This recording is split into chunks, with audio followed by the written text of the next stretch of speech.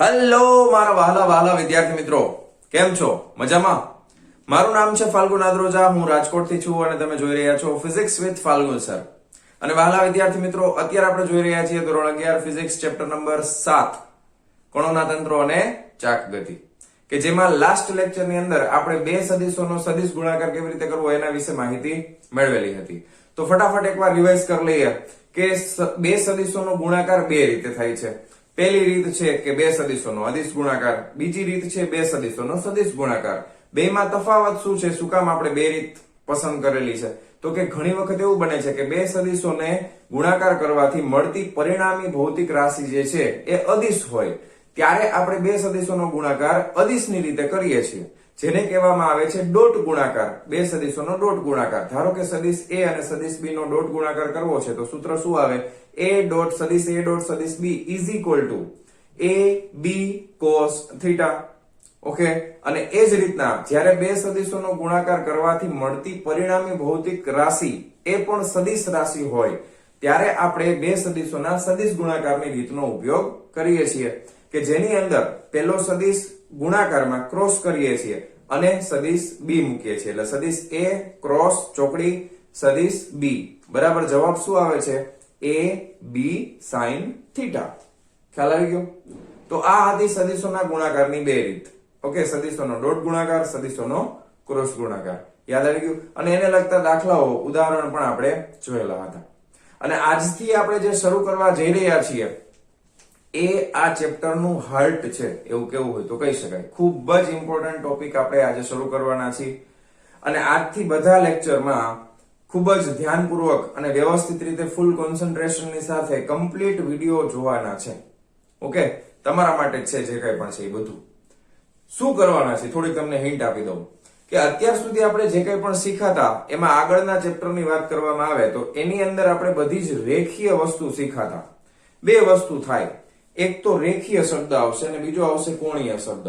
તો જ્યારે કોઈ પદાર્થ, કોઈ વસ્તુ સીધા માર્ગ ઉપર ગતિ કરતી હોય ત્યારે એને લગતી બધી જ ભૌતિક રાશિઓની ગતિને દર્શાવવા માટે લગતી બધી જ ભૌતિક રાશિઓ છે, એ બધી જ ભૌતિક રાશિઓને જો આપણે કોઈ પદાર્થ વર્તુળ માર્ગે ગતિ કરતો હશે એના માટે લગાવવી હોય તો શબ્દમાં ફેર પડી જશે અને એ શબ્દ થઈ જશે કોણીય. રેખીયમાંથી શું આવી જશે? તો કે કોણીય. બરાબર? તો બેના તફાવત આપણે જોવાના છે. ખાસ શું જોવાનું છે? રેખીયમાં અને કોણીયમાં સંબંધ શું છે? બે વચ્ચેનો સંબંધ પણ હશે, કઈક બે વચ્ચે સંબંધ પણ હશે, અને બેમાં તફાવત પણ છે. બરાબર? જેમ કે તમને ખબર છે કે રેખીયમાં આપણે શું શું વસ્તુ જોઈ હતી? તો કે સૌથી પહેલા આપણે પથ લંબાઈથી શરૂ કર્યું હતું પ્રકરણ નંબર 3 ની અંદર. બરાબર છે? સુરેખ પથ પરની ગતિ. તો કે પથ લંબાઈ, સ્થાનાંતર, વેગ, વેગમાં પાછા સરેરાશ વેગ, તાત્ક્ષણિક વેગ, એના પછી પ્રવેગમાં સરેરાશ પ્રવેગ, તાત્ક્ષણિક પ્રવેગ, આ બધી વસ્તુ આપણે જોઈ હતી. પણ એ કેના માટે હતી? કે કોઈ પદાર્થ સુરેખ પથ પર ગતિ કરતો હોય એના માટે. હવે આ જ બધી વસ્તુ આપણે જોવાના છીએ કોઈ પણ પદાર્થ વર્તુળ માર્ગે ગતિ કરતો હોય એના માટે. તો વર્તુળ માર્ગની ગતિ માટે શબ્દ પ્રયોગમાં આપણે શું કરશું? તો કે વસ્તુ બધી એની જ આવશે, સ્થાનાંતર આવશે, વેગ પણ આવશે, પ્રવેગ પણ આવશે, પણ આગળ એક શબ્દ લાગી જશે. એ શબ્દ છે કોણીય. કોણીય એટલે સમજી જવાનું કે વર્તુળ માર્ગની વાત થાય છે. કોની વાત થાય છે? વર્તુળ માર્ગની વાત થઈ રહી છે. ઓકે, તો ચાલો શરૂ કરીએ આજનો લેક્ચર. ટોપિકનું નામ છે 7.6 as per the text book, કોણીય વેગ અને તેનો રેખીય વેગ સાથેનો સંબંધ. કોણીય વેગ અને તેનો રેખીય વેગ સાથેનો સંબંધ. તો આ સંબંધ સમજવા માટે સૌથી પહેલા એક વસ્તુ સમજવાની છે, અને એ હું પહેલા સમજાવી દઉં, પછી આપણે આ ટોપિકમાં આગળ વધશું, જેનું નામ છે કોણીય સ્થાનાંતર. જેનું નામ છે કોણીય સ્થાનાંતર. પેલા આ વસ્તુ સમજી લે, પછી આગળ વધશું. કોણીય સ્થાનાંતર એટલે શું? તો કે આ ટોપિક કોણીય સ્થાનાંતર, પછી કોણીય ઝડપ શબ્દ આવ્યો હતો, એ તમે already chapter number 4 topic number 4.11 નિયમિત વર્તુળ ગતિ એની અંદર પણ આપણે થોડુંક ખાલી એના વિશે માહિતી મેળવેલી હતી, અને હવે આપણે ડિટેલમાં જોવાના છીએ.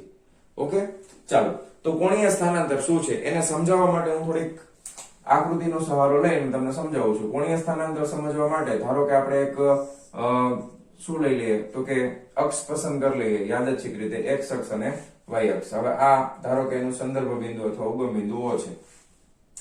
હવે આના ઉપર એક દ્રઢ પદાર્થ રહેલો છે. આના ઉપર શું રહેલો છે?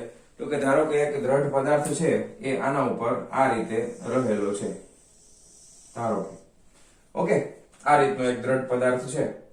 આ દ્રઢ પદાર્થમાં કોઈ એક બિંદુ આવેલું છે. દ્રઢ પદાર્થમાં તો અસંખ્ય બિંદુઓ હોય, એમાંથી કોઈ એક બિંદુ રહેલું છે P. ધારો કે આ P બિંદુ છે.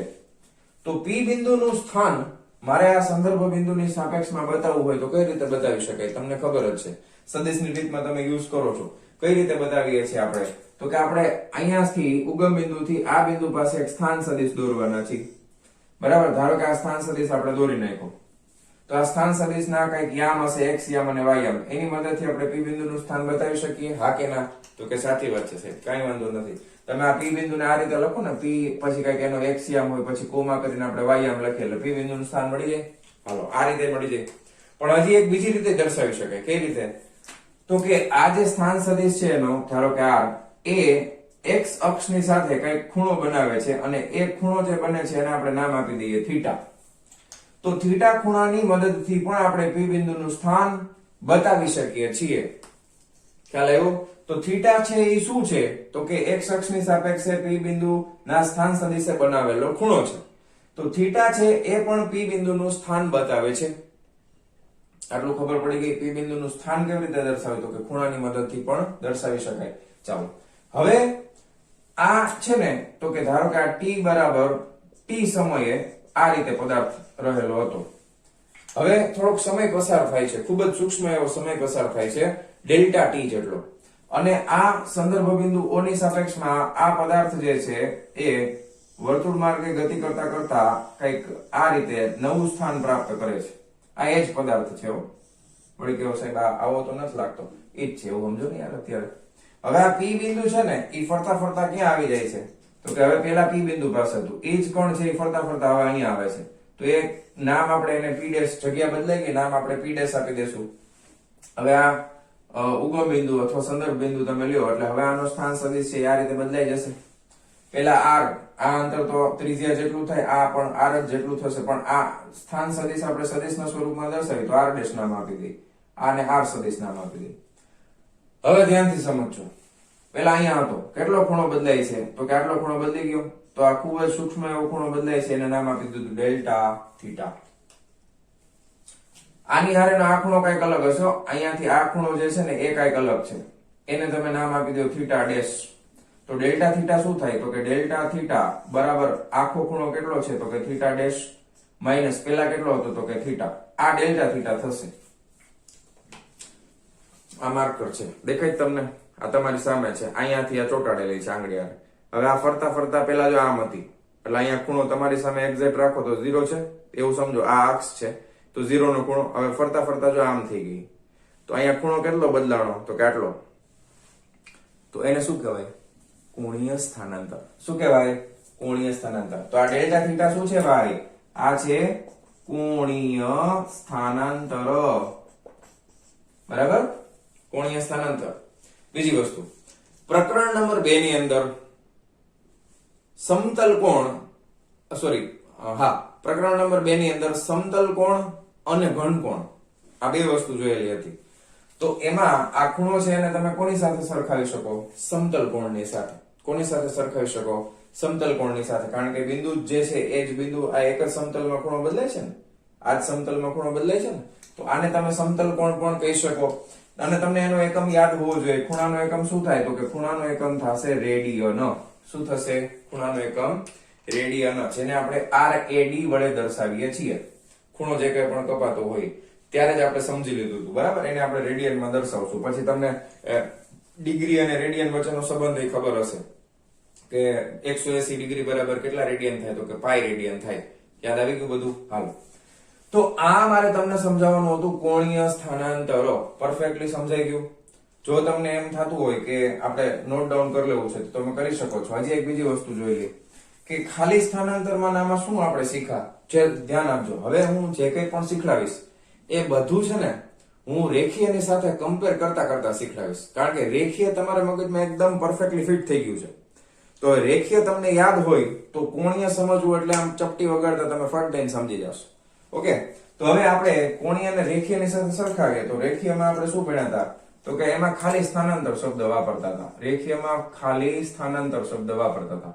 અને સ્થાનાંતર માટેની સંજ્ઞા, ધારો કે માત્ર એક જ અક્ષ ઉપર હોય તો x લેતા હતા, ઘણી વખત d લેતા હતા, ઘણી વખત s લેતા હતા. તો સૂક્ષ્મ એવું સ્થાનાંતર થાય તો તમે ડેલ્ટા s વડે દર્શાવી શકો. સ્થાનાંતરનો એકમ શું થાય? તો કે કોણીય સ્થાનાંતરનો એકમ છે રેડિયન, પણ માત્ર સ્થાનાંતર એટલે પદાર્થ એક જગ્યાએથી બીજી જગ્યાએ જાય તો એનો એકમ થાય SI સિસ્ટમ પ્રમાણે metre.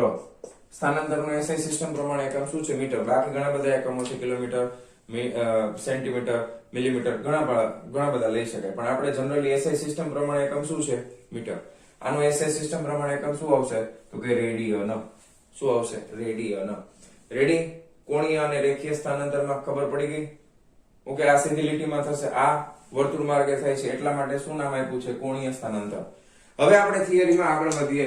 As per the text book. તમારે આ નોટ ડાઉન કરવું હોય તો કરી લેજો. ઓકે, ચાલો જવા દો. હા, હવે આપણે ટેક્સ્ટ બુક પ્રમાણે આગળ વધીએ છીએ. તો તમને આ થિયરી શીખવા માટે સદિશ ગુણાકારની જરૂર પડે, એટલે આપણે પહેલા સદિશ ગુણાકાર શીખી લીધો. આના આગળના લેક્ચરમાં આપણે સદિશ ગુણાકાર શીખી લીધો, એની જરૂર પડશે. બરાબર? હવે આગળ વધીએ છીએ. ટેક્સ્ટ બુકમાં તમે જૂની એક જ્યારે આપણે ચાક ગતિની વ્યાખ્યા શીખાતા ત્યારે જે આકૃતિ દોરેલી હતી એ જ આકૃતિ ફરી પાછી આપણે અહીંયા યુઝ કરવાની છે. ફટાફટ આકૃતિ દોર નાખીએ. ધારો કે આપણી પાસે પરસ્પર લંબ એવી ત્રણ અક્ષો છે. આ z અક્ષ છે, બરાબર? પછી આ રીતના બીજી બે અક્ષો આવેલી છે. આ x અક્ષ છે, આ y અક્ષ છે, અને આ z અક્ષ છે. ઓકે, પછી આમાં એક દ્રઢ પદાર્થ રહેલો છે.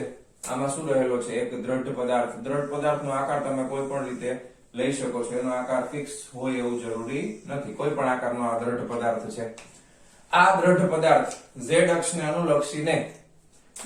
અનુલક્ષીને વર્તુળ માર્ગે ગતિ કરે છે, એટલે કે આ દ્રઢ પદાર્થ ચાક ગતિ કરે છે. શું કામ ચાક ગતિ કહેવાય? કારણ કે z અક્ષ છે ઈ આપણે જોઈએ તો z અક્ષ સ્થિર હશે ને એને અનુલક્ષીને આખો પદાર્થ ગોળ ફરતો હશે.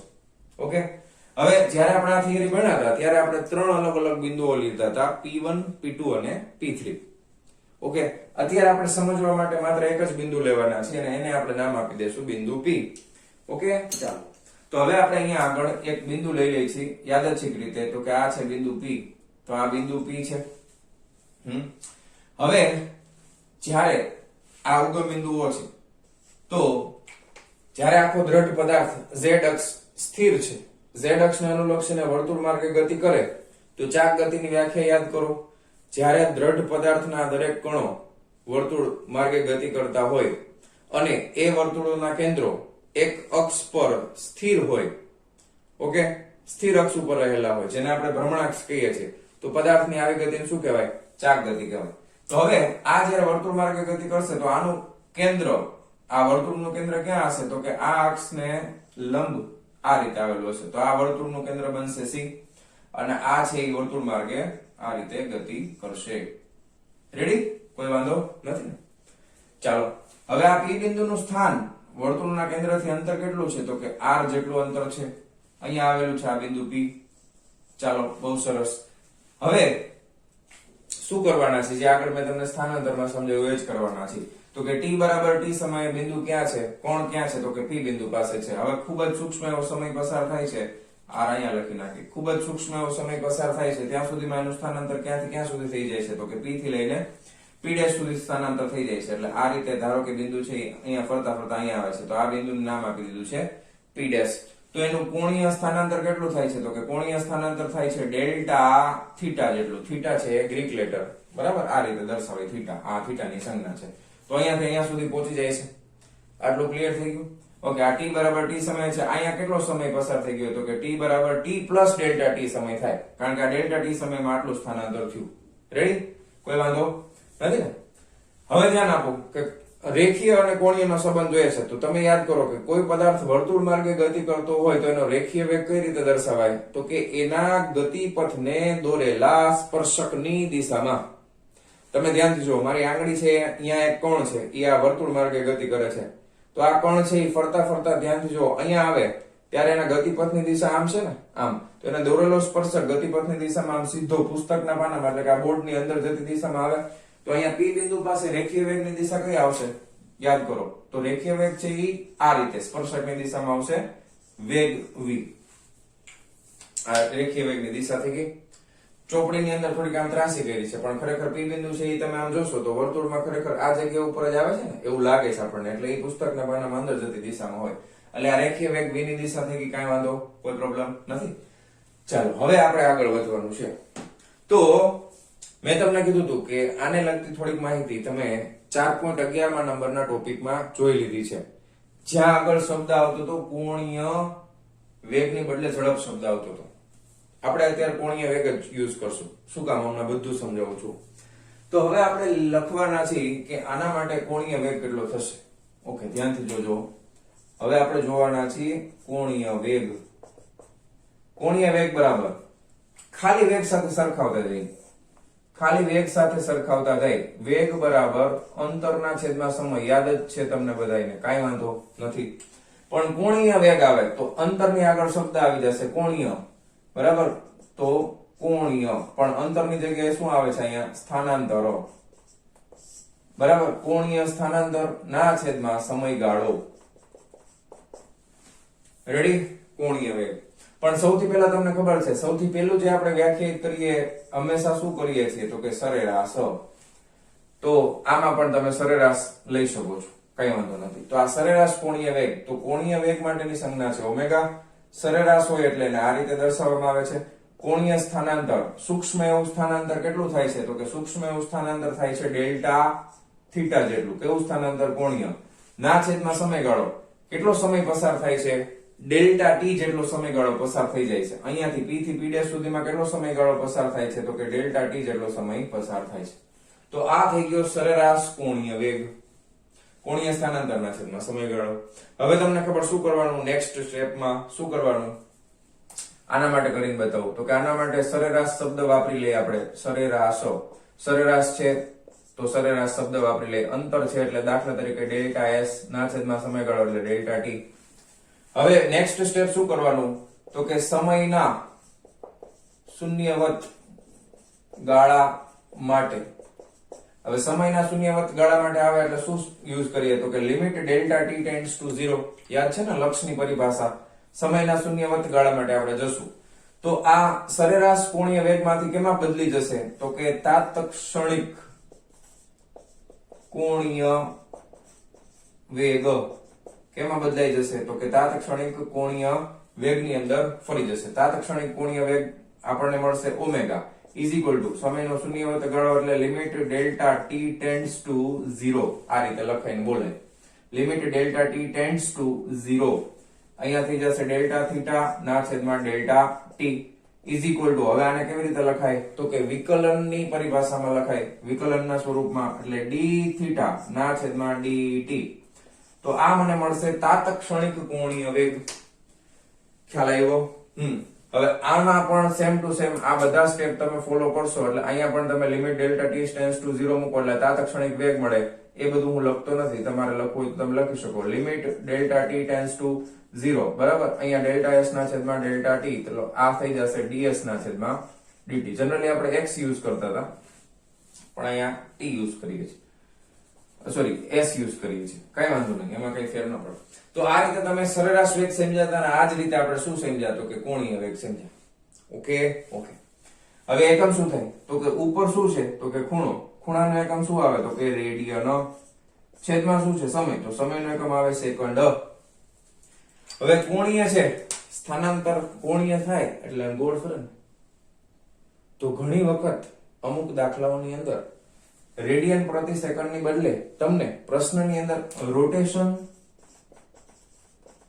પર સેકન્ડ પણ આપેલું હોય. શું આપેલું હોય? રોટેશન. રોટેશન એટલે તમારે એક આખું વર્તુળ ચક્કર પૂરું સમજવાનું પ્રતિ સેકન્ડ. એટલે કે 1 સેકન્ડમાં કેટલા ચક્કર ફરી ગયા? ધારો કે કોઈ આ માર્કર છે એ 1 સેકન્ડમાં 5 ચક્કર ફરી ગઈ, તો આનું શું લખાય? 5 રોટેશન પર સેકન્ડ.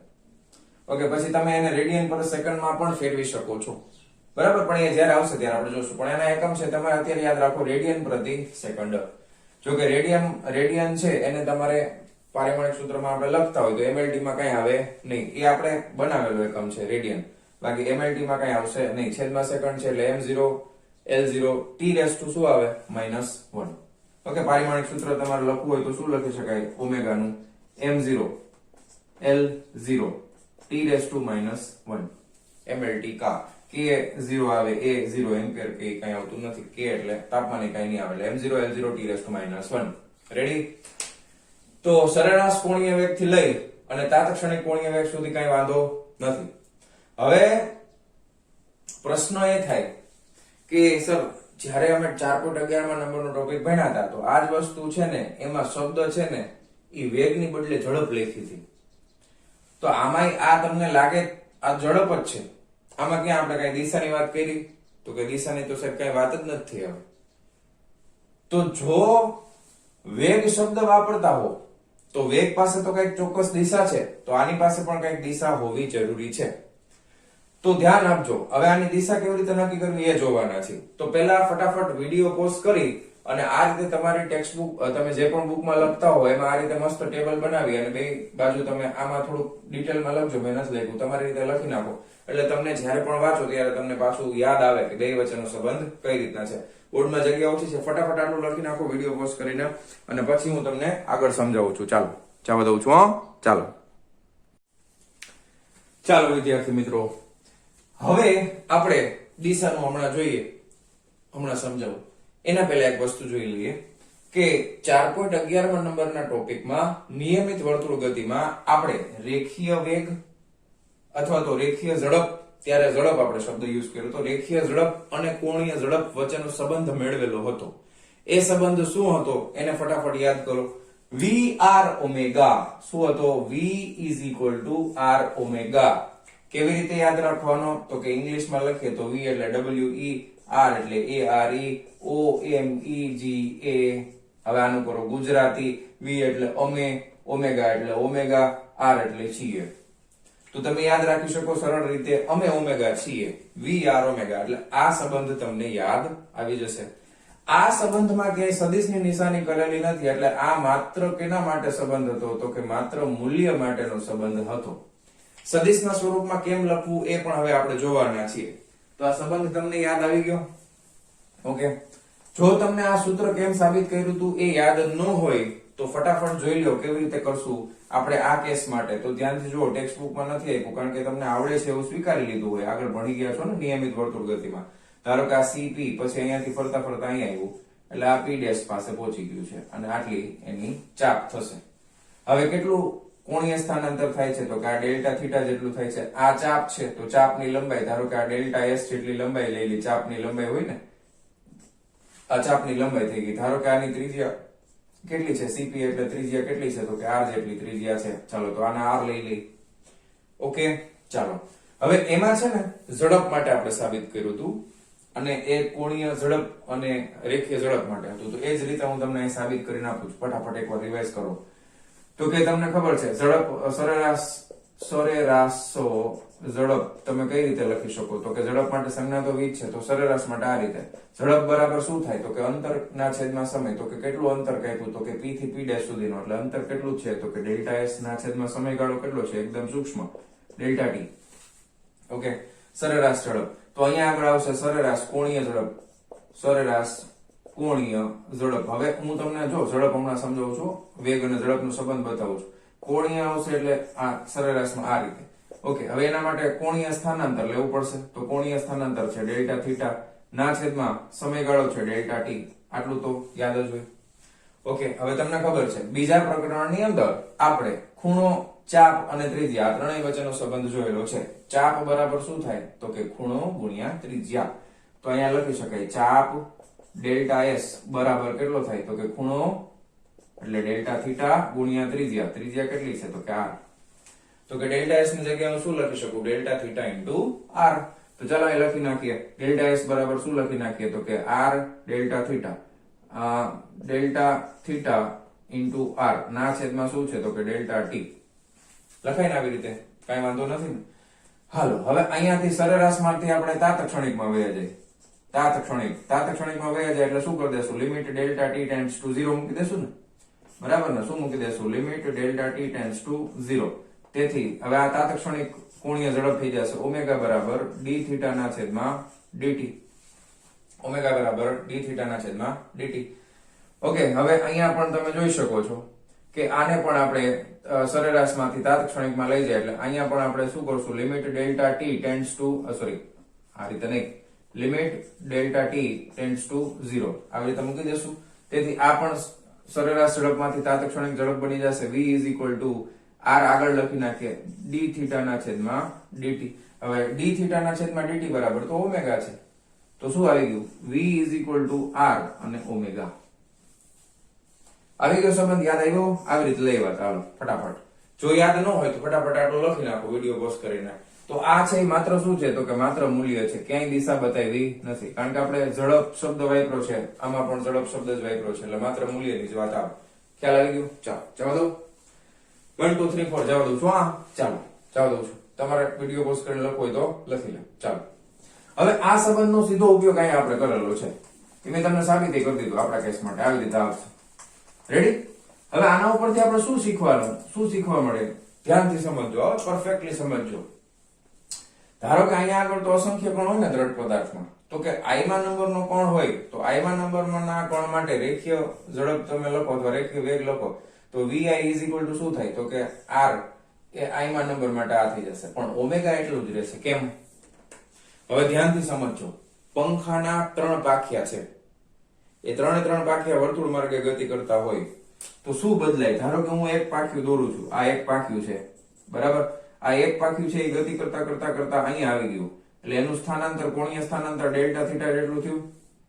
હવે જો આ કોણ છે એ અંતર કેટલું કાપે? અહીંયાથી આટલું અંતર કાપે. ધારો કે આ અંતર છે અને ડેલ્ટા આને S1 કહી દઉં. ધારો કે એક બીજો કોણ છે, આ કેટલું અંતર કાપે? તો કે એ આટલું અંતર કાપે. ધારો કે આ થોડું વર્તુળ માર્ગે દોરું, ચાલો આ રીતે. તો આ કોણ છે એ કેટલું અંતર કાપે? તો કે આ S2 જેટલું અંતર કાપે. આ કોણ છે એ કેટલું અંતર કાપે? આ S3. આ અંતર વધારે છે બધાય માટે. આના માટે સમયગાળો કેટલો? તો કે ડેલ્ટા ટી. હવે જો ધ્યાનથી જોજો, આ કોણ માટે ધ્યાનથી જોજો પરફેક્ટલી. આ કોણ માટે વેગ કેટલો થાય? તો કે અંતરના છેદમાં સમય. અંતર તો S1 છે, આ વધારે છે, અંતર વધારે છે, છેદમાં સમય આ ડેલ્ટા ટી, આ તો એવડો જ છે. તો આના માટે વેગ આવશે, ધારો કે v1 લખી દઈ. તો આ કણનો વેગ છે, રેખીય વેગ છે, એ કેવો આવે? તો કે રેખીય વેગ v1 આવે. ધારો કે આ કણની વાત કરીએ તો એના માટે વેગ v2, સરેરાશ વેગ અત્યારે લઈ છે, તો સરેરાશ વેગ v2 કેટલો આવે? તો કે એને કેટલું અંતર કાપ્યું? તો કે S2. આના કરતા નાનું છે, છેદમાં ડેલ્ટા ટી, એટલે આ મોટું આવશે, આ એના કરતા નાનું આવશે. S3 માટે લ્યો તો હજી એના કરતા, તો વેગ તો ઓછો થતો જાય છે. જો કેવો વેગ ઓછો થાય છે? સરેરાશ વેગ ઘટે છે, સરેરાશ વેગ તો ઘટતો જાય છે. જો જેમ જેમ તમે આમ નજીક આવો ને એમ સરેરાશ વેગ ઘટે છે. ધારો કે અહીંયા આવી ગયા, અહીંયા આવી ગયા તો અંતર તો 0 છે, તો આ બિંદુનો સરેરાશ વેગ કેટલો થાય? તો કે આનો વેગ થઈ જાય 0, એટલે રેખીય વેગ કેટલો થઈ જાય? 0. ખબર પડે છે કન્સેપ્ટ? હા. પણ કોણીય વેગમાં, કોણીય ઝડપમાં શું થાય છે? તો કે કોણીય વેગમાં અત્યારે શું થાય છે? તો કે ઓમેગા તમે લ્યો ધારો કે, તો ઓમેગા બરાબર તો ડેલ્ટા થીટા ના છેદમાં ડેલ્ટા ટી જ લેવાનું છે ભાઈ. તો આ કણનો કોણીય વેગ એટલો છે, આ કણનો કોણીય વેગ એટલો છે, આનો એટલો છે, આનો એટલો છે. હા, હવે તમને લાઈટ થઈ કે વર્તુળ માર્ગે ગતિ કરતા દ્રઢ પદાર્થના દરેક કણ માટે કોઈ પણ ક્ષણે બધા જ કણોનો કોણીય વેગ અચળ હશે, પણ રેખીય વેગ અલગ અલગ હોય છે. એટલે તમે દ્રઢ પદાર્થના કોઈ પણ કણના કોણીય વેગને આખે આખા દ્રઢ પદાર્થના કોણીય વેગ તરીકે વર્ણવી શકો છો. ખબર પડી? કારણ કે આ દ્રઢ પદાર્થનો કોઈ પણ કણ હોય, તમે સમયની કોઈ પણ ક્ષણ લઈ લો, તો એ બધા જ કણ છે એનું કોણીય સ્થાનાંતર તો પેલા કણે જે કર્યું હશે બધાએ એટલું જ કર્યું હોય. તો કોણીય સ્થાનાંતર અચળ છે, સરખું છે બધાય માટે, અચળ નહીં પણ સરખું છે. તો બધાય માટે કોણીય સ્થાનાંતર સમાન હોય તો બધાયનો કોણીય વેગ પણ કેવો થાય? સરખો થાય. તો સમયની કોઈ પણ ક્ષણે દ્રઢ પદાર્થના બધા જ કણોનો કોણીય વેગ સમાન હોવાથી સંપૂર્ણ દ્રઢ પદાર્થ એક સરખા કોણીય વેગથી ગતિ કરે છે એવું કહી શકાય. પણ અલગ અલગ કણોનો રેખીય વેગ જુદો જુદો હશે. જો સૌથી બહારનો કણ છે એનો રેખીય વેગ વધારે હશે, જેમ જેમ નજીક આવતા જશું એમ રેખીય વેગ ઘટતો જશે, અહીંયા 0 થઈ જશે. સમયના કોઈ પણ ક્ષણે આપણે વાત કરેલી છે.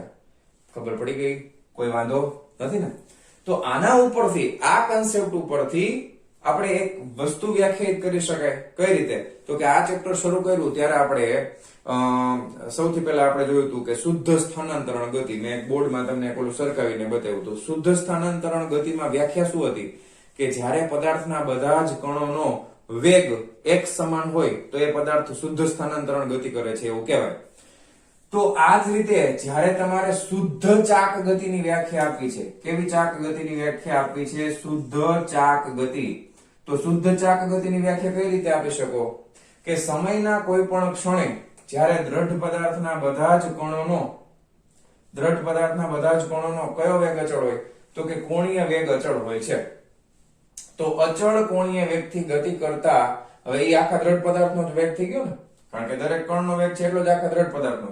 તો અચળ કોણીય વેગથી ગતિ કરતો દ્રઢ પદાર્થ કેવી ગતિ કરે છે? શુદ્ધ ચાક ગતિ કરે છે. અચળ કોણીય વેગથી ગતિ કરતો દ્રઢ પદાર્થ શુદ્ધ ચાક ગતિ કરે છે એવું કહેવામાં આવે છે. પરફેક્ટ. કોઈ વાંધો? સમજાઈ ગયું ને? ટેક્સ્ટ બુકમાં લખેલું છે, તમે પાછું રીડ કરવાનું છે, હું તમને કહીશ. આટલી વસ્તુ કન્સેપ્ટ ક્લિયર થઈ ગયો? હા. હવે આપણે વાત કરવાની છે કે ભાઈ આપણે કેમ વેગ વાપરી લીધો ઝડપની બદલે. હાલો હવે ચર્ચા કરીએ. ચાલો આટલી વસ્તુ છે, જવા દઉં.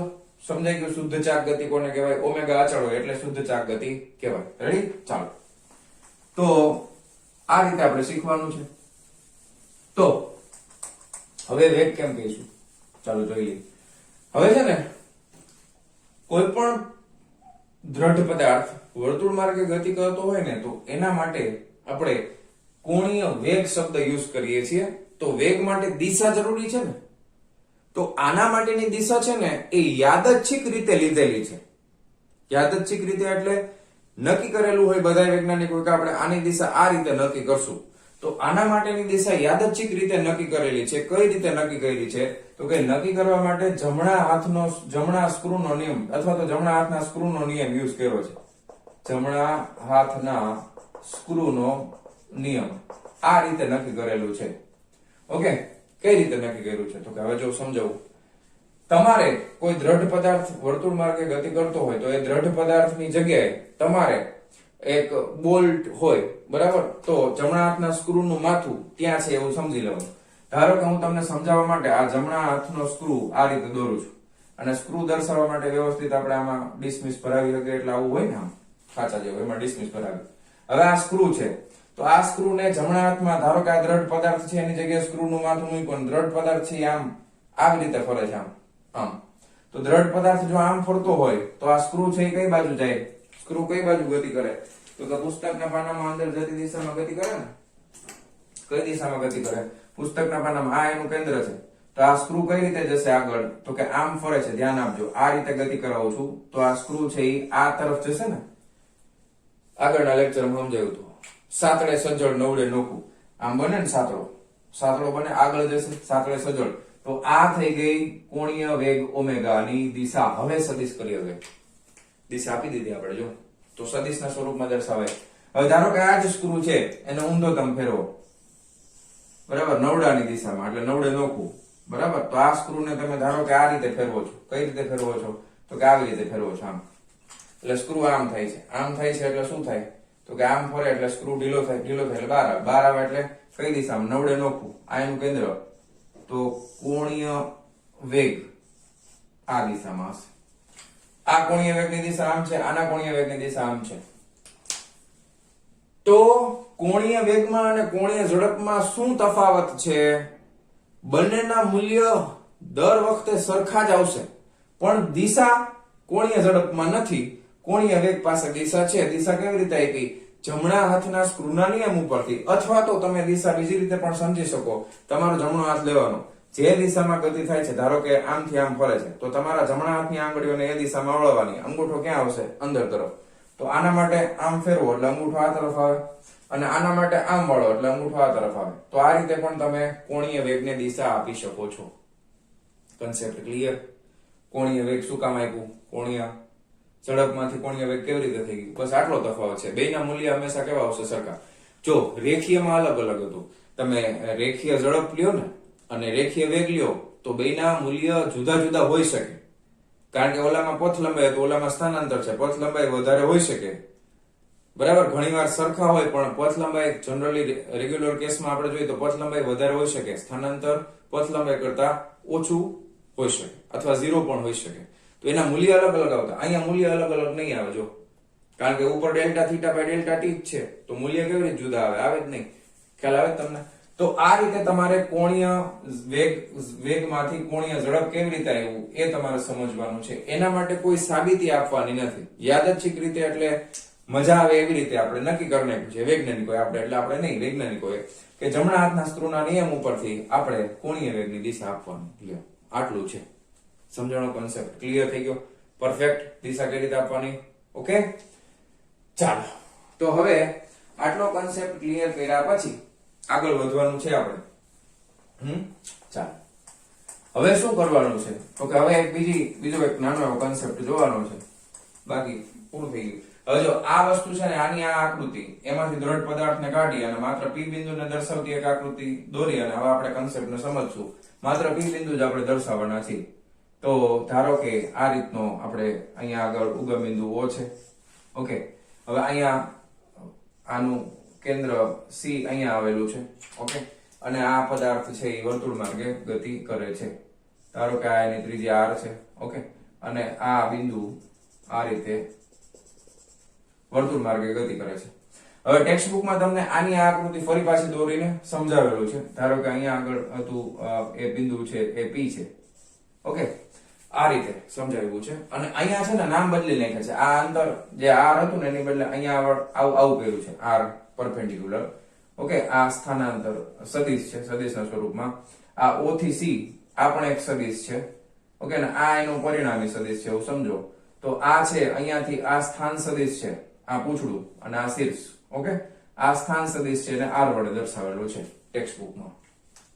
ઓકે, હવે જ્યારે આપણે વાત કરી ને શું કરવા જઈ રહ્યા છીએ એ સમજજો. પહેલા આપણે જો એક સંબંધ હમણાં જોયો તો રેખીય અને કોણીય V = R ઓમેગા. આ માત્ર મૂલ્ય માટે છે. તો દિશા માટે તમને ખબર છે, વેગ સદિશ રાશિ તો એની દિશા હોય, સ્થાનાંતર એ સદિશ રાશિ એની દિશા પણ હોય, ઓમેગા કોણીય વેગ સદિશ રાશિ, હમણાં દિશા આપી તો ઓમેગા એ સદિશ રાશિ. તો સદિશ રાશિ જવાબ એ સદિશ, તો કયો ગુણાકાર થાય? ડોટ ગુણાકાર થાય કે ક્રોસ ગુણાકાર થાય? ક્રોસ ગુણાકાર થાય ને. તો ક્રોસ ગુણાકારમાં બે શક્યતાઓ છે, કાં તો R ક્રોસ ઓમેગા હોઈ શકે, કાં તો ઓમેગા ક્રોસ R હોઈ શકે. હવે એમાંથી કયું સાચું ને કયું ખોટું એ આપણે ચેક કરવાનું છે. ધ્યાન આપો. V કાં તો કયું સાચું હોઈ શકે? R ક્રોસ ઓમેગા, અથવા તો કયું સાચું હોઈ શકે? V omega cross R. બરાબર, આ બે સાચા નથી, ધ્યાન આપો. હમણાં આપણે જોશું કયું સાચું છે ને કયું ખોટું છે. એને ચેક કરવા માટે થઈને આપણે આ આકૃતિને ફરી પાછી અહીંયા ડ્રો કરી નાખી. ઓકે, હવે શું કરવાના છે? તો કે હવે આપણે ધ્યાન આપો. તો કે હવે આપણે પહેલા ચેક કરશું કે કઈ રીતે આપણને જવાબ મળે છે. તો પહેલા આપણે ચેક કરશું કે V ઓમેગા ક્રોસ R કરીને આપણે ચેક કરવાનું છે, ઓમેગા ક્રોસ R. તો હવે આપણે ઓમેગા ક્રોસ R ચેક કરીએ છીએ. તો કે ઓમેગા ક્રોસ R, હવે આ R છે ને આ છે, જો આ એના ઉગમ બિંદુથી P બિંદુ સુધીનું અંતર છે ઓમેગા ક્રોસ R. એટલે ઉગમ બિંદુથી ક્યાં સુધીનું? P બિંદુ સુધીનું અંતર છે. તો હવે હું આને આમ લખી શકું, ઓમેગા ક્રોસ R એટલે શું થઈ ગયું? તો કે OP રેખા. બરાબર ને, સદિશના સ્વરૂપમાં OP સદિશ વડે પણ દર્શાવી શકાય. હવે તમને ખબર છે કે OP સદિશ છે ઈ સદિશ OC વત્તા સદિશ CP નો પરિણામી સદિશ છે. સદિશોના સરવાળાની રીત તમને આવડે જ છે. સદિશ OC બરાબર, આનું શીર્ષ અને આની પૂંછ અહીંયા ભેગા થઈ ગયા તો પરિણામી સદિશ મેળવો OP. તો OP સદિશ બરાબર શું લખી શકાય? સદિશ OC વત્તા સદિશ CP.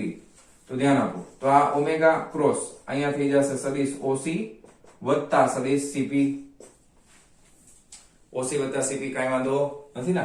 ચાલો, હવે આ ક્રોસ ગુણાકારમાં વિભાજનના નિયમનું પાલન કરે છે, તમને ખબર જ છે ભાઈ. તો ઓમેગા ક્રોસ OC વત્તા અહીંયા આવશે ઓમેગા ક્રોસ CP. ચાલો, હવે આપણને ખબર છે કે ઓમેગા ક્રોસ OC હોય તો હવે ત્યાં તમે ધ્યાનથી જોજો, આ વર્તુળ માર્ગે ગતિ કરે છે તો ઓમેગા ની દિશા કેવી રીતે થશે? જો જમણા હાથનો સ્ક્રૂ મૂકો, સ્ક્રૂ આમ ફરે છે ને આખું. જો મેં આકૃતિમાં એક વસ્તુ તમને સમજાવવાની રહી ગઈ, આ ગોળ ફરે છે આમ, તો આના માટે એરો આમ રાખવો પડે ને, આમથી આમ ઝુમ ઝુમ ઝુમ ઝુમ ઝુમ. એટલે આના માટે આમ પણ એરો થશે, ઝુમ ઝુમ ઝુમ ઝુમ ઝુમ. રેડી? તો આના માટે ઓમેગા ની દિશા કઈ હોય બોલો? ગોળ ફરે છે ઉપર. ચાલો, તો P બિંદુ પાસે ઓમેગા ની દિશા ક્યાં હોય? તો કે ઉપર હોય. તો આ ઓમેગા ની દિશા થઈ ગઈ. ઓકે, અને આ અહીંયા પણ ઓમેગા ની દિશા તમે સેન્ટર પાસે રાખો તો ઓમેગા ની દિશા તો અહીંયા ઉપર જ છે, કારણ કે આમ ફરે છે ઝુમ ઝુમ ઝુમ ઝુમ ઝુમ. તો P બિંદુ પાસે અને અહીંયા ઓમેગા ની દિશા આ ટૂંકમાં દિશા એક જ છે, અહીંયા કોઈ પણ એક જ રીતે દર્શાવી શકે, બરાબર. અહીંયા તમને ટેક્સ્ટ બુકમાં ડોટ કરીને બતાવેલું છે, ડોટેડ લાઈન કરીને. આ ઓમેગાની દિશા છે પી બિંદુ પાસે. રેડી? હવે ક્રોસ ગુણાકારમાં શું ભણ્યા? તો કે ઓમેગા ક્રોસ ઓસી. હવે આ ઓસી અને ઓમેગા બે વચ્ચે ખૂણો કેટલો થાય? તો કે 0. ક્રોસ ગુણાકારમાં 0, sin 0 બરાબર 0. ક્રોસ ગુણાકાર એટલે ઓમેગા ઓસી sin થીટા, sin 0 બરાબર 0. એટલે આ પદ ઉડી જશે. શું કામ ઉડી ગયું? કારણ કે સમાંતર છે. સમાંતર છે તો કેમ ઉડી ગયું? તો કે થીટા 0 છે. થીટા 0 હોય તો ક્રોસ ગુણાકારમાં sin 0 બરાબર 0 થાય. તો વધ્યું શું? ખાલી ઓમેગા ક્રોસ સીપી. હવે આના માટે બે વચ્ચે ખૂણો કેટલો છે ભાઈ? આ ઓમેગા તો આમ છે અને સીપી આમ છે. બે વચ્ચેનો ખૂણો આ રહ્યો જો 90 ડિગ્રી નો થાય કે નહીં? દેખાય છે કે નહીં આકૃતિમાં? બે વચ્ચેનો ખૂણો પરસ્પર લંબ છે ને, તો sin 90 થાય. sin 90 બરાબર 1 થાય. તો આનો જવાબ જે આપણને મળે છે ઈ મળે છે ઓમેગા અને એના ગુણાકારમાં છે સીપી. આ માત્ર મૂલ્ય છે. તો સીપી નું મૂલ્ય કેટલું થાય? તો કે r પરપેન્ડિક્યુલર થાય. આ r પરપેન્ડિક્યુલર બોલાય આને, એટલે લંબ. r પરપેન્ડિક્યુલર એટલે અક્ષને લંબ દિશામાં છે, એટલે આ લંબની નિશાની ઊંધો ટી કરાય. એટલે આ થઈ જશે ઓમેગા r પરપેન્ડિક્યુલર. આ માત્ર મૂલ્ય છે, આ માત્ર મૂલ્ય છે, બરાબર. તો આ શું હતું? Omega cross r. તો એ હતું સદિશ v, બરાબર. તો આ માત્ર રેખીય વેગનું મૂલ્ય છે, અને રેખીય વેગની દિશા જોવી હોય તો આ તો ઉડી ગયું. તો અહીંયા રેખીય વેગની દિશાના સ્વરૂપમાં છે. ખ્યાલ આવ્યો? હવે આ રીતે થાય તો જવાબ મળી ગયો ને આપણે v r ઓમેગા. અમે ઓમેગા છીએ, સાબિત થઈ ગયું. v r * omega. હવે r કયો લેવાનો? તો કે r પરપેન્ડિક્યુલર લેવાનો. ઓકે, હવે ધ્યાનથી જોજો તમે કે સાચું કયું થાય? બોલો, સાચું કયું થાય? ઓમેગા ક્રોસ r વાળું સાચું થાય. Omega cross r. r cross omega સાચું નહીં થાય. આ કેવું થશે? તો કે આ સાચું છે. આ કેમ ખોટું થાય? સદિશ છે ને. જો હવે સમજાવો. r ક્રોસ ઓમેગા કરવું છે ને તમારે, તો r તો આ છે, આ તો ઉડી જાય છે. r આ છે ને, તો r ક્રોસ ઓમેગા કરો. r ક્રોસ ઓમેગા ઠુમ આરામ છે. ઓમેગા ઉપર r ક્રોસ ઓમેગા ઠુમ. આ કેવું? તમારા તરફ. આ બિંદુ પાસે રેખીય વેગની દિશા તમારા તરફ હોય કે બોર્ડમાં અંદર જતી દિશામાં હોય? અહીંયા કેવી છે? અંદર આમ છે ને. પુસ્તકના ખરેખર તો તમારે 3D માં ઇમેજિન કરવાનું. તો રેખીય વેગની દિશા આમાં બોર્ડમાં અંદર જતી દિશામાં છે ને, પણ r ક્રોસ ઓમેગા કરો તો ક્યાં આવે? બોર્ડમાં બહારની દિશામાં આવે. જો r ક્રોસ ઓમેગા. પણ આ ઓમેગા ક્રોસ r કરો તો ઓમેગા આમ, આરામ. ઓમેગા ક્રોસ r અંદર, એ સાચું. ઓકે, r ક્રોસ ઓમેગા બહાર, આ ખોટું. ઓમેગા ક્રોસ r બરાબર, ઓમેગા ક્રોસ r અંદર સાચું. r ક્રોસ ઓમેગા બહાર ખોટું. ચાલો, સમજાઈ ગયું હવે? પરફેક્ટ ને? એટલા માટે આ પડે ખોટું. આ આવે નહીં, આ ખોટું છે. વળી કે સર ગમે એ રીતે અથવા લખ્યું હોય ને, આ ખોટું છે. આ ખાલી સમજાવવા માટે લખ્યું. હવે તમને ખબર પડી ગયું શું લખવાનું? આપણે ઓમેગા ક્રોસ r સદિશના સ્વરૂપમાં લખીએ તો vr ઓમેગામાં r ને પાછળ લઈ લેવાનો, ઓમેગા ને આગળ લઈ લેવાનો, એટલે v = ઓમેગા ક્રોસ r થશે. તો તમને હવે યાદ રહી જવું જોઈએ. ખ્યાલ આવી ગયો? ઓકે, હવે અહીંયા તમારે ટેક્સ્ટ બુક પ્રમાણે થિયરી કમ્પ્લીટ થાય છે. એક વસ્તુ સમજાવવાની છે કે અહીંયા આગળ તમે જ્યારે પણ વિચારો છો ત્યારે આ દ્રઢ પદાર્થ જે ચાક ગતિ કરતો હોય તો એ ચાક ગતિ એકદમ ધારો કે એક સરખા સમયમાં એક સરખું અંતર કાપે જરૂરી નથી ને. વર્તુળ ગતિમાં બે જોયા હતા, નિયમિત વર્તુળ ગતિ અને માત્ર વર્તુળ ગતિ. તો પદાર્થ ખાલી વર્તુળ ગતિ કરતો હશે તો એનો કોણીય વેગ અચળ હોય એવું જરૂરી નથી. વેગ બદલાઈ શકે. બદલાઈ શકે ને? વેગ બદલાઈ શકે કે નહીં? અને બીજું તમને ખબર છે ભમરડા માટે આપણે ધૂર્ણન શીખ્યા. તો ધૂર્ણન માટે આપણને યાદ છે કે ધૂર્ણન માટે એનું એક જ બિંદુ સ્થિર હોય. જો એક જ બિંદુ સ્થિર હોય ને ભમરડો આમથી આમ ફરતો હોય તો એનો જે આમ આપણે ભમરડો ગોળ ફરતા ફરતા ઓમેગાની દિશા લેશું તો ઓમેગાની દિશા જ્યારે ભમરડો ગોળ ફરતો હશે ત્યારે કોણીય વેગની દિશા પણ સતત બદલાતી હોય. જોયું? તો વ્યવહારમાં પ્રેક્ટિકલ લાઈફની અંદર કોણીય વેગનું મૂલ્ય અને દિશા બંને બદલાઈ શકે છે. એ આપણે યાદ રાખવાનું છે કન્સેપ્ટ. રેડી? ઓકે. તો ફાઇનલી આ લેક્ચર અહીંયા પૂરો કરીએ છીએ. પણ લેક્ચર પૂરો થાય એટલે તરત તમારે શું ચેક કરી લેવાનું છે? તો કે તમારે ઓલો સંબંધ એક ટેબલ ફટાફટ જોઈ લેવાનું છે. હવે તમે ફટાફટ વિડીયો પોઝ કરી અને આ લખી નાખો. હવે હું જવા દઉં છું આને. અને બસ હવે જાજો ટાઈમ નથી લેતો. પણ એક વસ્તુ તમારે પરફેક્ટલી યાદ રાખવું છે, તો મારી જવાબદારી છે, તો એ મારે નિભાવવાની છે. ઘણા કંટાળો આવતો પણ કંટાળવાનું નથી બિલકુલ, કારણ કે એકવાર વ્યવસ્થિત જોઈ લેશો પછી તમને જરાય ચિંતા નહીં થાય. બરાબર, આ ખાસ ધ્યાન રાખવાનું. આ શીખ દર વખતે જયારે ટોપિક પૂરો થાય ત્યારે કોણીય અને રેખીય આવી રીતે આપણે બનાવી નાખશું, જે શીખાય એનું. તો કે કોણીયમાં શું આવે, તો કે કોણીય સ્થાનાંતર. કોણીય સ્થાનાંતર એટલે ડેલ્ટા થીટા. રેખીયમાં શું આવે, તો કે અંતર. રેખીયમાં આવશે ડેલ્ટા એસ, અંતર માટે એસ લીધું છે. પછી કોણીયમાં તો કે કોણીય વેગ આવે ઓમેગા. રેખીયમાં તો કે રેખીય વેગ આવે વી. બરાબર, ઓમેગા તો કે સદિશ રાશિ, વેગ વી તો કે સદિશ રાશિ. ઓકે, હવે આનો એકમ શું થાય, તો કે આનો એકમ થાય રેડિયન પ્રતિ સેકન્ડ. આનો એકમ શું થાય, તો કે આનો એકમ થાય મીટર પ્રતિ સેકન્ડ. ઓકે, હવે આ બે વચ્ચેનો સંબંધ શું છે, તો કે માત્ર મૂલ્ય માટેનો સંબંધ છે. માત્ર મૂલ્ય માટેનો સંબંધ છે v r ઓમેગા. પણ સદિશના સ્વરૂપમાં સંબંધ છે, તો v ઓમેગા આગળ r પાછળ, ઓમેગા ક્રોસ r. ઓકે, માત્ર મૂલ્ય હોય તો v r ઓમેગા, પણ દિશા હોય તો v સદિશ ઓમેગા સદિશ ક્રોસ r સદિશ. રેડી? તો જ્યારે પણ આપણે કોઈ પણ ટોપિક હવે સંબંધ જોશું ત્યારે છેલ્લે ફાઇનલી આ રીતનું એક ટેબલ બનાવી અને બેયનો સંબંધ યાદ કરી લેવો. બહુ આગળ આપણને કામમાં આવવાનું છે. ઓકે, તો મારા વહાલા વિદ્યાર્થી મિત્રો, આજનો આ લેક્ચર આપણે અહીંયા પૂરો કરીએ છીએ. મળીએ છીએ નેક્સ્ટ વિડિયો લેક્ચરમાં આના પછીના ટોપિકની સાથે. ત્યાં સુધી આવજો.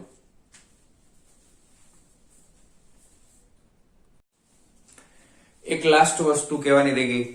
આજના હોમવર્કમાં જેવો લેક્ચર કમ્પ્લીટ થાય તમે જોઈ લીધો હોય તરત જ ટેક્સ્ટ બુક ઓપન કરી વર્ડ ટુ વર્ડ પરફેક્ટલી વાંચી જાઓ.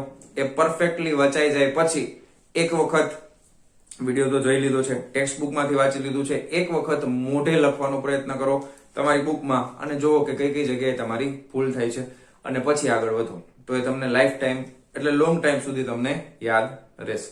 ઓકે, તો આ છે તમારું હોમવર્ક. થિયરીને તમારે એક વખત મોઢે લખવાની છે. બરાબર, હવે મળીએ છીએ નેક્સ્ટ લેક્ચરમાં. ઓકે, ત્યાં સુધી આવજો.